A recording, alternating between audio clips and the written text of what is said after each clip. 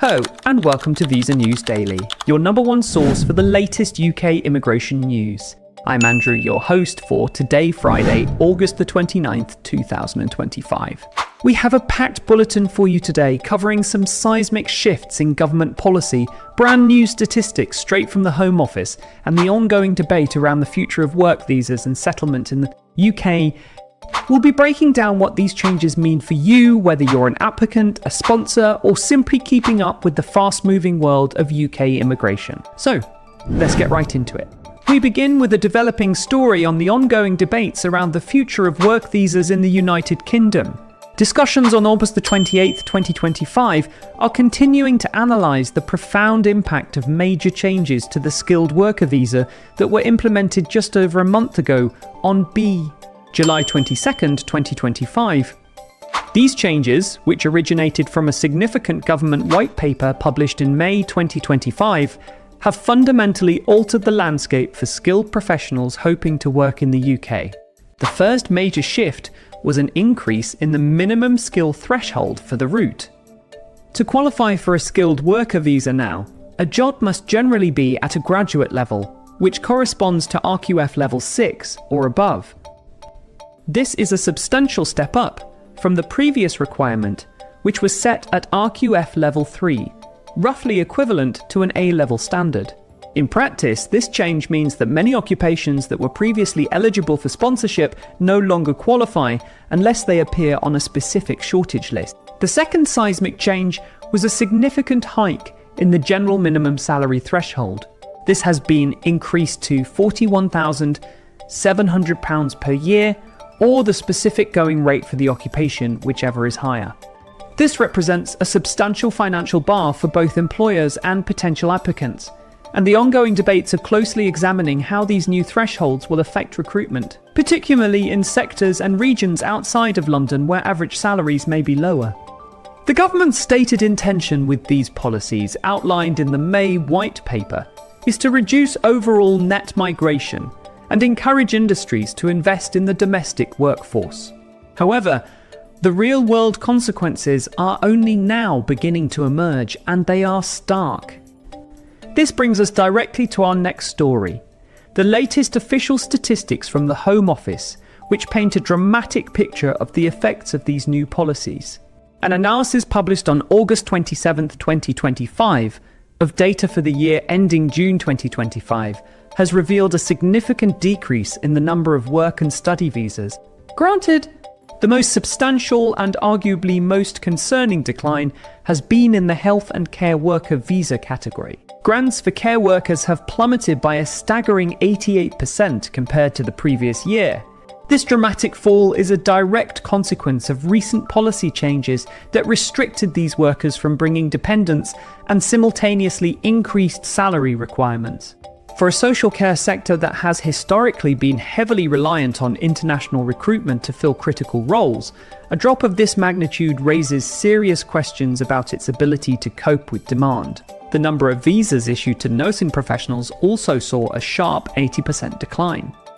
Overall, work-related visas saw a 36% drop compared to the previous year, though the numbers remain higher than pre-pandemic levels. Study visas have also been impacted. While the number of main applicants for study visas saw a more modest 4% decrease, the number of visas issued to their dependents fell by a massive 81%. This is directly linked to new rules that came into effect in January, which restricted most international students from bringing family members with them.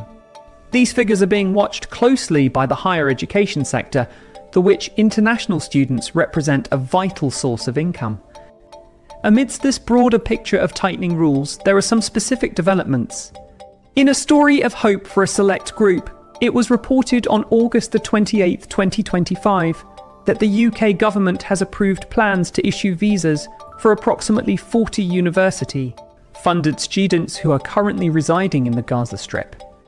This group includes highly accomplished students holding offers for the prestigious Chevening Scholarship Programme, as well as others with scholarships to world-renowned institutions like the University of Oxford, These students will be given special assistance to leave the territory so they can pursue their studies here in the UK. In other news, the Home Office also updated its official guidance pages for several Ukrainian visa schemes on August 28, 2025. This includes the Ukraine Family Scheme and the Homes for Ukraine Sponsorship Scheme. The specific details of the updates were not immediately released, so individuals affected by these schemes are advised to check the official Gov UK website for the latest information. Now, let's move to updates on indefinite leave to remain, or ILR, which is the crucial step of gaining permanent settlement in the UK. First, some positive news for foreign nationals aspiring to buy a home here. Mortgage lender Accord Mortgages announced on August 28, 2025, that it has significantly enhanced its lending criteria for borrowers who do not yet have indefinite leave to remain. The lender has increased the maximum loan-to-value, or LTV, ratio for these applicants from 75% all the way up to 90%. This means that eligible applicants will now only need a 10% deposit, down from 25%. However, this is subject to a key condition. At least one applicant must have a minimum income of £50,000. For joint applications where one partner already holds ILR or British citizenship, the lender will now offer up to 95% LTV, meaning just a 5% deposit is required. This change could make homeownership a much more achievable goal for many skilled workers and their families. However, this positive development comes against a backdrop of major uncertainty about the future of settlement itself. A parliamentary debate is scheduled for September 8, 2025, to address two e-petitions that strongly oppose the government's proposal to extend the standard qualifying period for ILR from 5 years to 10 years. This controversial proposal was a cornerstone of the May 2025 Immigration White Paper. The petitions specifically call for the current 5-year pathway to be retained for existing skilled worker and Hong Kong British national overseas visa holders who entered the UK with the expectation of a 5-year route to settlement. The outcome of this debate will be watched very closely by hundreds of thousands of people whose long-term futures in the UK hang in the balance. Finally, we turn to the highly charged area of asylum and refugee policy, where several major stories are unfolding.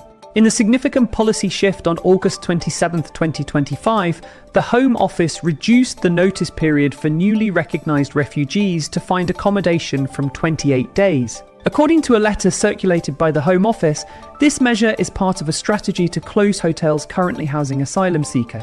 This reverses a temporary pilot scheme that had doubled the period to 56 days. Refugee organisations have immediately raised alarms, warning that this change could lead to a devastating surge in homelessness among refugees this winter. They argue that the shortened timeframe is simply insufficient for vulnerable individuals to secure employment, navigate the rental market, and find a new home. Meanwhile, political debate over migration continues to intensify. Following the announcement of Reform UK's Operation Restoring Justice, a policy which proposes the mass deportation of migrants, leader Nigel Farage appeared to modify his stance on August 27, 2025. After initially stating that women and children arriving on small boats would be detained and deported, he later claimed this was not the case. This has led to widespread accusations of policy confusion. Legal experts have also weighed in, questioning the fundamental feasibility of the plan, which would involve the UK leaving the European Convention on Human Rights, ECHR, and other critical international treaties. And finally, a legal battle with significant implications is happening today. The Court of Appeal is scheduled to hear an application today, August 28, 2025, from the Home Office and a hotel operator. They are seeking to appeal a High Court ruling that granted an interim injunction to Epping Forest District Council. That injunction temporarily blocked the use of a local hotel in the area to accommodate asylum seekers, a victory for the local council based on planning control laws. The Home Office is now fighting to overturn that decision, in a case that highlights the growing tension between central government asylum policy and the powers of local authorities. That is all the time we have for today on Visa News Daily. The coming weeks will be critical with the September 8th debate on the ILR period and the Court of Appeal's decision on the Epping Hotel case expected to have far-reaching consequences. Thank you for joining us. I'm Andrew. Be sure to like, subscribe, and hit that notification bell to stay fully updated on these developing stories and all the latest UK immigration news. We'll see you next pack.